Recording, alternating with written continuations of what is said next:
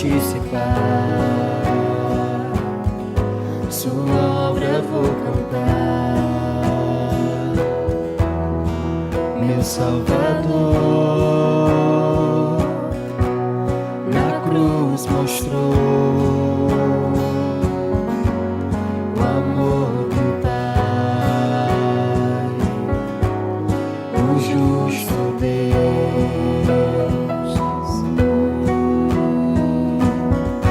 Pela cruz me chamou, gentilmente me atraiu e eu, sem palavras, me aproximo, quebrantado por seu amor.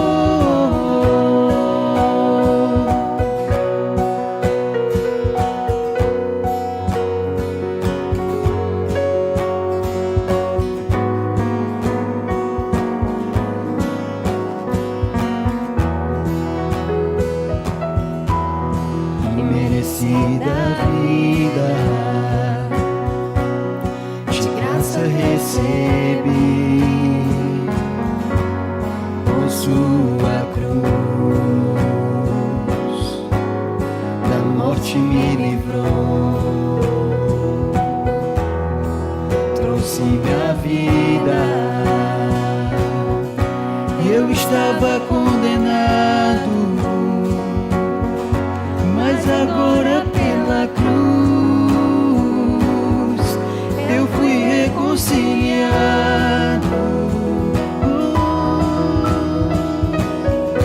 Pela cruz me chamou, gentilmente me atraiu e eu, sem palavras, me aproximo, quebrantado por seu amor.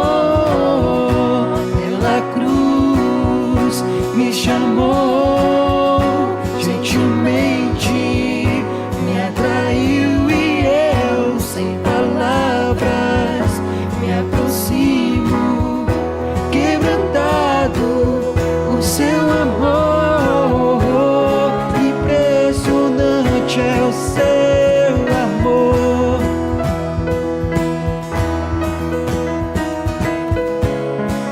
Me redimiu e me mostrou o quanto és fiel. Impressionante é o seu amor.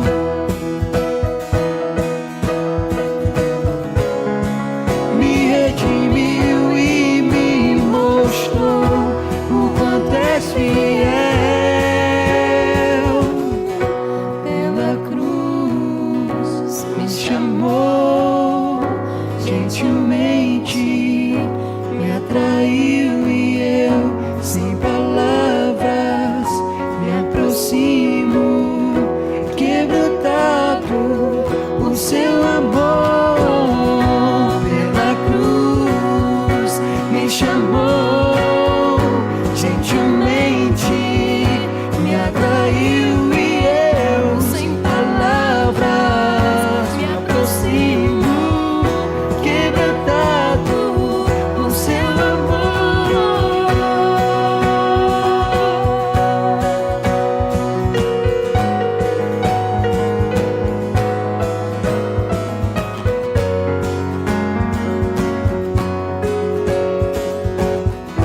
Quebrantado por seu amor. Vamos meditar na palavra de Deus, o livro de Atos, capítulo 20. Graças a Deus que eu prego em sequência e não é um sermão de carapuça, porque vamos falar justamente sobre o culto como meio de graça. Tá bom, Edson? Então, eu estou já no capítulo 20 de Atos mesmo. Paramos durante 2 semanas e retornamos hoje. Atos capítulo 20, nós focaremos nos versículos 7 a 12. Tudo bem? Atos capítulo 20, versos 7 a 12. Antes de ler o texto, ali uma breve introdução. A igreja é o meio pela qual Deus administra os meios de graça. Meios de graça externo. Através do culto, os filhos da fé são edificados, fortalecidos na esperança da salvação. A ceia, a palavra, a oração pública são formas que, pela igreja, esses meios externos de graça são administrados. É uma coletividade. Apesar disso, o individualismo tem moldado a mentalidade de muitos. A opinião pessoal, os interesses particulares determinam a prática espiritual do individualista. Desprezo pela reunião pública, o culto, negligência dos sacramentos, não participa, negligência pelas orações comunitárias são efeitos do individualismo. Uma negligência explícita do meio de graça oferecido no culto. Certa vez, uma anedota.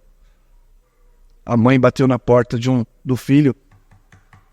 Vamos, filho, já é 9 horas, nós precisamos ir para a igreja. O culto vai começar.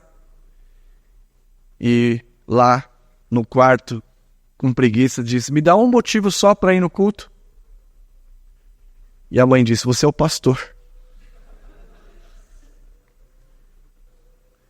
Às vezes você vem ao culto desta forma. Quando vem? O individualismo tem dominado a mentalidade de muitos cristãos, esquecendo-se de que a igreja administra os meios externos de graça e no culto nós somos restaurados. No texto de hoje temos a descrição de um culto concorrido na cidade de Troade, versículos 7 a 12. Não havia atrações especiais. Havia uma sala quente, lotada, um pregador que se estendeu na palavra, na pregação. O seu sermão deve ter durado entre 5 horas da tarde às 5 horas da manhã.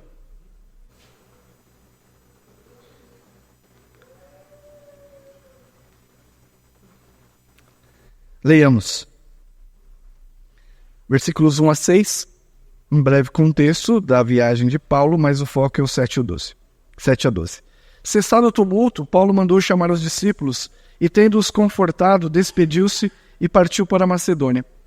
Havendo atravessado aquelas terras, fortalecendo os discípulos com muitas exortações, dirigiu-se para a Grécia, onde se demorou 3 meses, tendo havido uma conspiração por parte dos judeus contra ele. Quando estava para embarcar rumo à Síria, determinou voltar pela Macedônia. Acompanharam-no até a Ásia Sópatro de Bereia, filho de Pirro, Aristarco e Segundo de Tessalônica, Gaio de Derbe e Timóteo, bem como Tíquico e Trófimo da Ásia. Estes nos precederam, esperando-nos em Troade. Depois dos dias dos pães asmos, navegamos de Filipos, e em 5 dias fomos ter com eles naquele porto, onde passamos uma semana. Então nós temos aqui um breve relato das viagens de Paulo, tendo saído de Éfeso na 3ª viagem missionária. Aqui, nesse período, ele recolhe as ofertas para os pobres da Macedônia, levando para a Judéia e como testemunha todos esses homens, e 3 meses aqui que ele fala que vai para Corinto, cerca de 57, 58, ele escreve a carta aos Romanos, porque ele está decidido a ir a Roma. Na 3ª viagem missionária, Paulo vai a Jerusalém e de lá ele é levado a Roma, mas não do jeito que imaginava. Diante disso, no versículo 7 a 12, o que eu me referi, um culto concorrido da cidade de Troade. No primeiro dia da semana, estando nós reunidos com o fim de partir o pão, Paulo, que deveria seguir viagem no dia imediato, exortava-os e prolongou o discurso até meia-noite. Havia muitas lâmpadas no cenáculo onde estávamos reunidos. Um jovem chamado Eutico, que estava sentado numa janela, adormecendo profundamente durante o prolongado discurso de Paulo, vencido pelo sono, caiu do terceiro andar abaixo e foi levantado morto. Descendo, porém, Paulo inclinou-se sobre ele, abraçando-o aqui, trazendo-o para si. Essa é a ideia do verbo. Disse: não vos perturbeis, que a vida nele está. Subindo de novo, partiu o pão e comeu, e ainda lhes falou largamente até o romper da alva. E assim partiu. Então conduziram vivo o rapaz e sentiram-se grandemente confortados.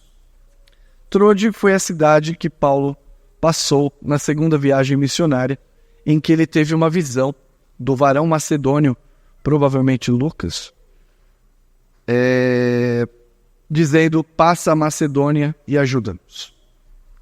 Eles estão em Trode. E nós temos aqui elementos do culto cristão, como a pregação da palavra, a administração da ceia. Diz o texto: no primeiro dia da semana, estando nós reunidos com o fim de partir o pão. Então, quanto ao culto, é elementar o partir do pão, que é um meio de graça externo oferecido pela igreja. O primeiro dia da semana é o primeiro registro. Em outras passagens no Evangelho de João e no Apocalipse, nós vamos entender que o primeiro dia da semana foi adotado pela igreja primitiva como o dia da celebração. Era o dia de comunhão e participação da ceia. Não entrando no mérito do cálculo da hora, mas fixe isso, o primeiro dia da semana. Hoje, para nós, no calendário romano, é o domingo, calendário juliano. Neste dia, então, celebrava-se a ressurreição do Senhor Jesus Cristo. É para isso que eles se reuniam, para partir o pão. Então, dentro deste sermão, da mensagem de hoje, tem este tópico importante, de que o culto, nós somos abençoados com os meios de graça externos e de que, fundamentalmente, o culto tem a ver com comunhão com Cristo através do partir do pão.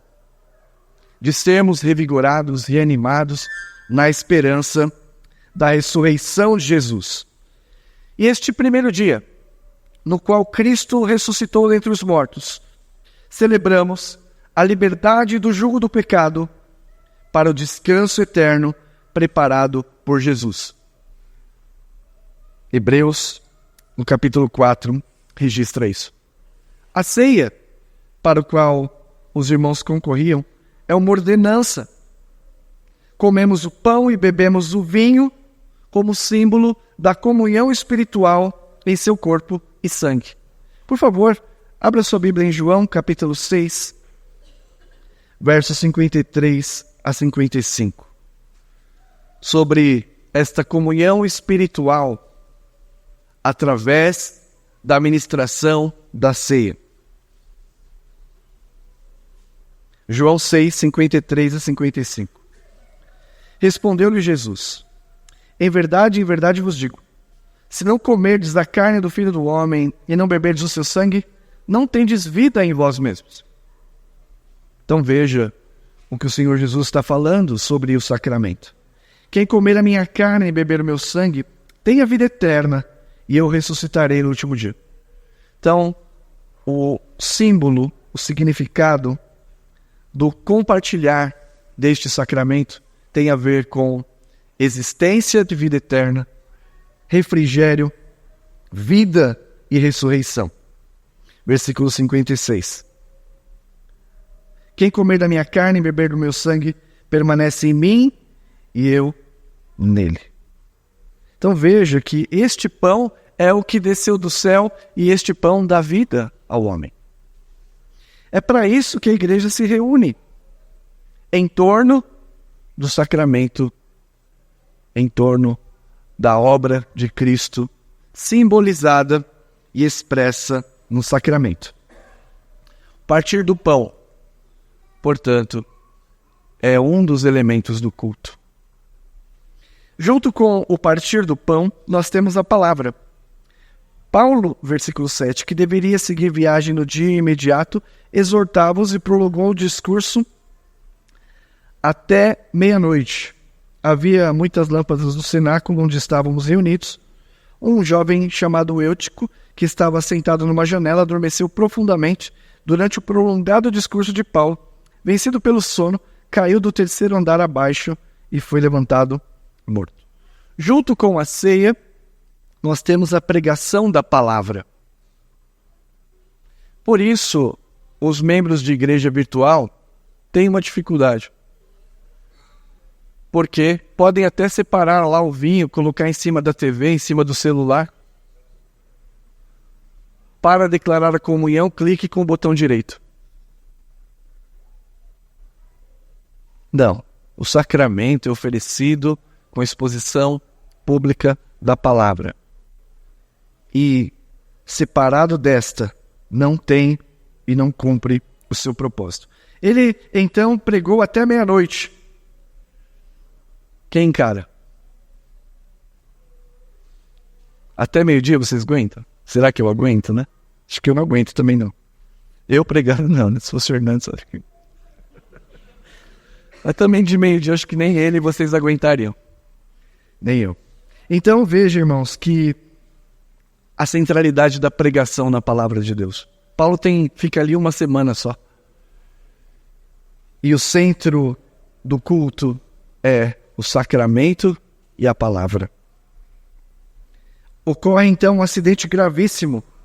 Um menino entre 8 e 14 anos caiu da janela. Ele dormiu tão profundamente que não conseguiu nem reagir. Puf! Já ouviram o barulho de cabeça batendo no chão? O que me leva a certo conforto. Se dormiram com Paulo pregando, não tem problema de eu ver umas crianças dormindo aí. Meu filho dorme, ainda bem que ele está dormindo deitado, né? E não no parapeito. A igreja estava lotada. Na verdade, era um lugar como este, menos confortável, evidentemente, estava lotado, a asfixiar, um ar viciado, com janelas pequenas, e o parapeito da janela lá largo. O menino arrumou um lugar que era a janela para ouvir. Só que até para a idade dele, o sermão foi meio pesado, e ele então cai da janela, levantado como morto. Veja, primeiro dia da semana, o dia da ressurreição, como o dia do descanso eterno preparado por Cristo em sua ressurreição. A mesa posta, celebrando a ressurreição, e o que acontece? O menino morre no meio do culto.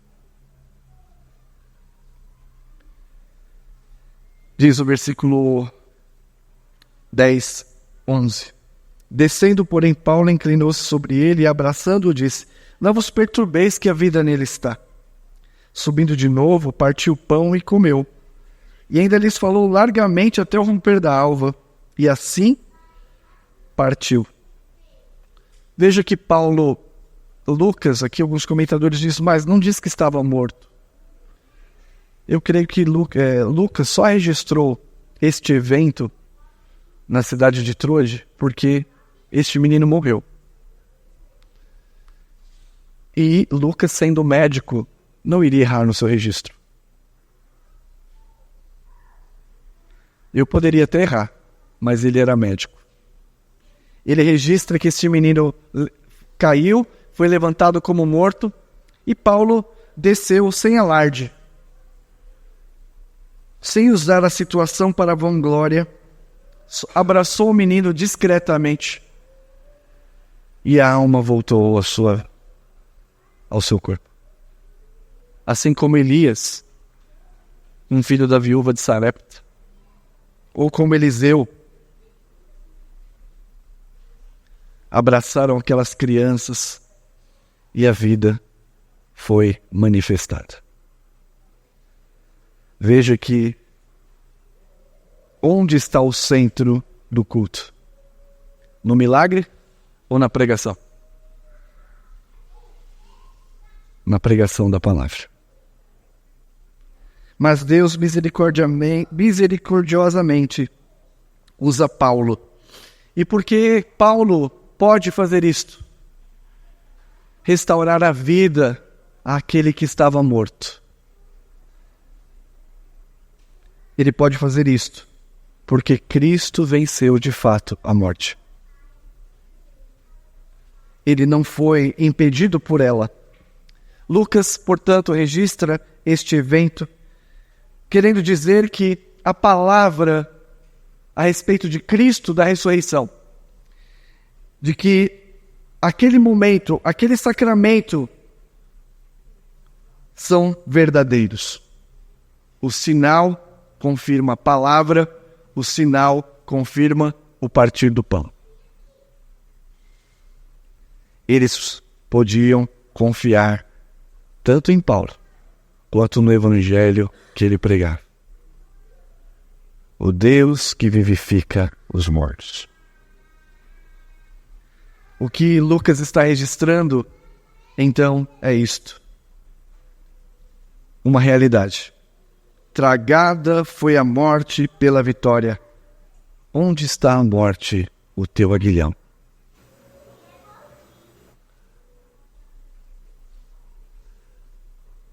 O sacramento e a palavra apontam para a ressurreição. A ressurreição, no primeiro dia, aponta para o nosso descanso, conquistado por Cristo Jesus. Este livro, irmãos, começa com uma promessa. Vocês se lembram? E recebereis poder ao descer sobre vós o Espírito Santo. E se desdobra em uma ordem. E sereis minhas testemunhas, tanto em Jerusalém, Judeia, Samaria e aos confins do mundo. Os apóstolos compartilharam as mesmas características do ministério de Jesus. Sinais milagrosos, pregação. O que Lucas está indicando é que há uma continuidade entre o ministério de Cristo e o ministério dos apóstolos. A nova aliança no sangue do Senhor Jesus Cristo está em vigor. E a mensagem comunicada pela ceia e pela palavra de Paulo é: tragada foi a morte pela vitória. Onde está, a morte, o teu aguilhão? A ressurreição do menino serve de renovação do ânimo dos ouvintes para atenção à palavra de Deus. Alguns poderiam estar dormindo, né? Meia-noite, falam: nossa, Paulo não vai parar, não. E a hora que aquele menino morre e ele é ressuscitado, todo mundo desperta. O desatencioso presta atenção. O sonolento desperta. Porque Deus está falando à igreja através da palavra e através daquele sacramento. O resultado, versículo 12. Então, conduziram-no vivo o rapaz e sentiram-se grandemente confortados. Qual foi o objetivo fundamental de Paulo na terceira viagem missionária? Fortalecer as igrejas pelas quais ele tinha passado. E o que acontece aqui? Eles são fortalecidos. Aqueles que estavam abatidos, desanimados, ou talvez em pecado, foram reanimados pelos meios externos de graça, palavra e ceia do Senhor.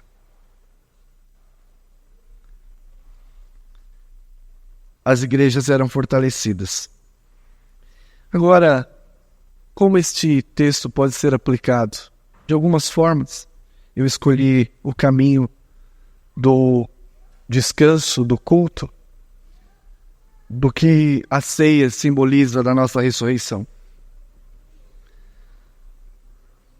Você lembra do pastor que diz: me dá só um motivo para eu ir para a igreja? Muitas vezes você dará muitas desculpas. Você deseja o descanso, você deseja a libertação, refrigério, mas não procura em Jesus Cristo e não nos meios de graça. Procura essa satisfação no trabalho incessante. Trabalho incessante. Procura essa satisfação no lazer. Nós tivemos aí 10 dias de férias, fomos plenamente revigorados, mas como minha esposa orou, sempre lembrando, há uma redenção que é muito maior do que esses dias aqui. Se aqui é bom, imagina na redenção final. Muitos querem no trabalho incessante, no lazer, no relacionamento. Querem procurar um relacionamento em que encontre sossego, que encontre solução para a sua alma vazia no outro. Estou falando algo estranho? Creio que não. Então, o que essa passagem nos ensina? Desfrute da comunhão com Cristo através do culto. Ouça a palavra com constância. Participe das orações públicas comunitárias. Desfrute do sacramento e receba alívio para a tua alma cansada. Bom ouvir as irmãs orando, graças a Deus, que grande alegria, que alegria transbordante estar aqui. Porque esta é a sensação que todos vocês devem compartilhar. Mas, fato, que muitos cristãos não desfrutam dos benefícios espirituais servidos no culto. Porque, muitas vezes, sua motivação não é a comunhão com Cristo. Precisamos, irmãos, examinar a nossa motivação. O que te trouxe ao culto hoje? Foi o Senhor, eu sei. A mim também. Mas quais são suas motivações? É a comunhão com Cristo? A celebração do dia de descanso que Deus preparou, a sua vitória sobre a morte? Isso satisfaz a tua alma? A igreja do Antigo Testamento negligenciou o dia do Senhor, muitas vezes. Eles mecanicamente iam ao culto, ofereciam sacrifícios, gostavam destas coisas, mas eles saíam deste dia cansados. Saíam deste dia esgotados. E achavam isso muito pesado. Onde já se viu separar um dia em 7 e faziam isso com muito sofrimento. Não desfrutavam do refrigério, da liberdade, da alegria, do conforto, da compaixão e da justiça promovidos por Deus. O dia da ressurreição aponta para refrigério, liberdade, alegria, conforto, justiça. É isso que aguarda você, cristão. E você pode começar a desfrutar aqui. Que você tem a promessa do Senhor. Ele fartará a tua alma em lugares áridos. Fortificará os teus ossos. Você será como um jardim regado e como um manancial, cujas águas jamais faltam. Se você está com sede, Jesus diz: vinde a mim, e se vocês beberem da água que eu lhe der, vocês jamais terão sede. Porque do teu interior fluirão rios de água viva.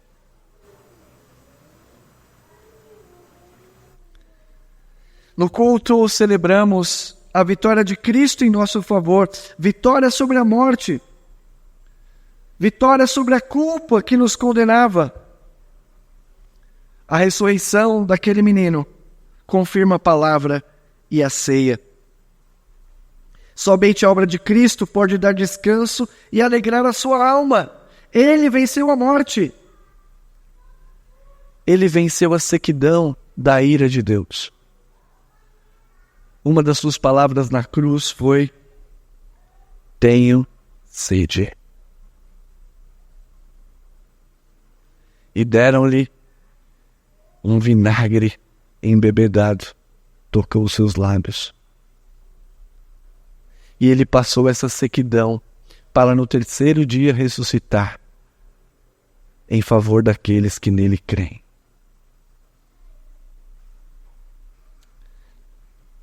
Durante 40 anos, os israelitas caminharam no deserto em busca do descanso, não foi? Deus prometeu que daria uma terra que mana leite e mel. E durante 40 anos, Israel peregrinou no deserto de sequidão, por causa da desobediência. Eles foram supridos por Deus, mas pela incredulidade e dureza, reclamavam de todas as evidências. Eles reclamavam da escassez de água. No entanto, Deus mandou água. Se reclamavam do sol escaldante, mas Deus enviou a coluna de nuvem. Reclamavam do frio, e Deus mandou a coluna de fogo. Reclamavam das ameaças, e Deus os protegeu. E ainda negligenciaram o fato de que Deus andou no meio deles, através do tabernáculo. 40 anos em busca de descanso. Finalmente, Deus então os sustentou com maná. Mas eles disseram: eu não aguento mais esse pão. Isso se identifica com você? E comigo? Certamente. Você merece alguma coisa? De verdade? Da parte de Deus? Eu mereço? 40 anos no deserto, chegaram na terra. E o que aconteceu? Não tiveram descanso. A terra que mana leite e mel não foi suficiente para dar descanso a esses homens. Eles continuaram sedentos, continuaram angustiados, mesmo dentro da terra prometida. Por quê? Nem Moisés, nem Josué puderam conduzi-los à paz que esperavam na terra prometida. E talvez você esteja buscando esta paz. Uma consciência culpada, cheia de pecado, murmuração, em que o domingo é um peso e você talvez esteja com uma certa obrigatoriedade moral aqui. E não sai, não desfruta desta graça. À semelhança deles, ninguém poderá saciar a sua alma. Em nada. Nem o trabalho, nem sua família, nem o descanso, ou qualquer outra coisa que seja. Há muitos que, apesar de todos os sinais da graça, não conseguem descansar. Estão sempre lutando consigo mesmo, tentando fazer as coisas para Deus, ou tentando fazer as coisas para si mesmo. Só tem esses dois grupos. Os que tentam fazer as coisas para Deus são os religiosos, e os que tentam fazer as coisas para si mesmos, que também são religiosos, mas a sua religião é a si mesmo. Os dois, a religião é a si mesmo. Outros, na prática do pecado, procuram descanso nele e descobrem que, ao invés de revigorar, o pecado drena todas as forças. E talvez você esteja numa vida de pecado. tentando alegrar-se e satisfazer a sua alma nisto. Mas tem percebido que ao invés de revigorar, o pecado tem drenado as suas forças. Ao invés de alívio, o pecado tem produzido um peso insuportável. Enfim, você não descansa. A boa notícia é que estamos aqui celebrando a obra de um único homem, Jesus Cristo, Filho de Deus, que obedeceu perfeitamente e suportou perfeitamente a ira de Deus, sem pecado. Passou pela morte e a enfrentou.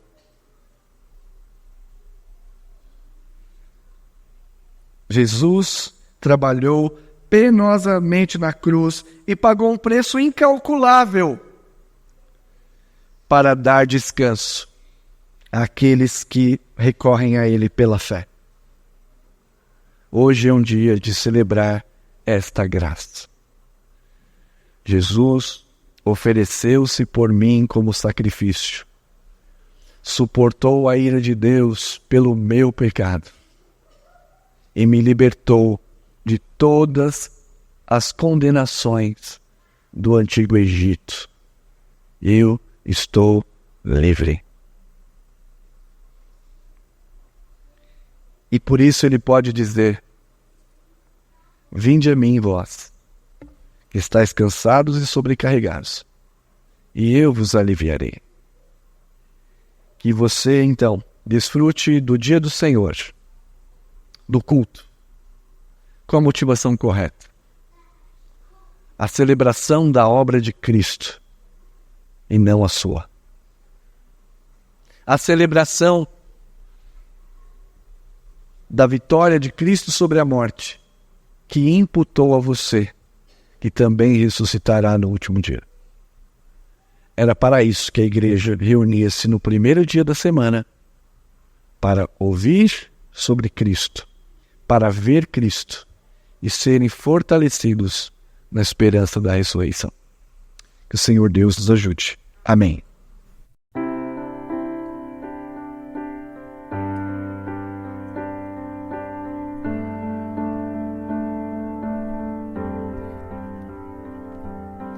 No deserto de quem eu fui, eu tinha sede.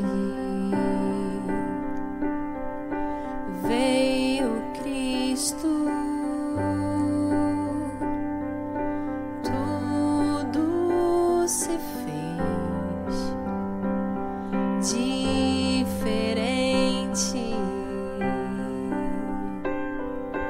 Ele vê meus pecados ocultos,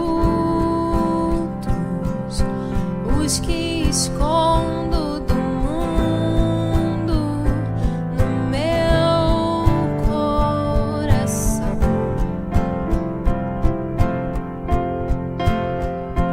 Derrama em minha vida água, limpa a sujeira e sacia esta sede. O que Cristo oferece, Ele é. No escuro de quem eu fui, não tinha nada. Veio Cristo, tudo se fez diferente. Ele enxerga o que vejo no escuro, o que escondo do mundo no meu coração. espalha barro que ainda faltava. Abre a janela pra luz me encontrar. O que Cristo oferece, Ele é luz do mundo, água viva. Cristo, Ele é Cristo, Ele é Cristo. Ele tira o pecado do mundo, planta esperança na terra do meu coração.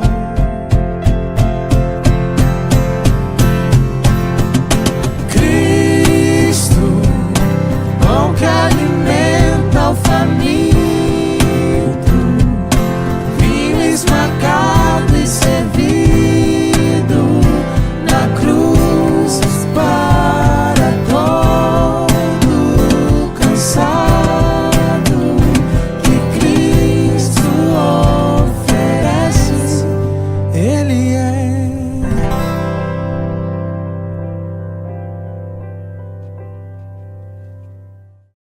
Yeah.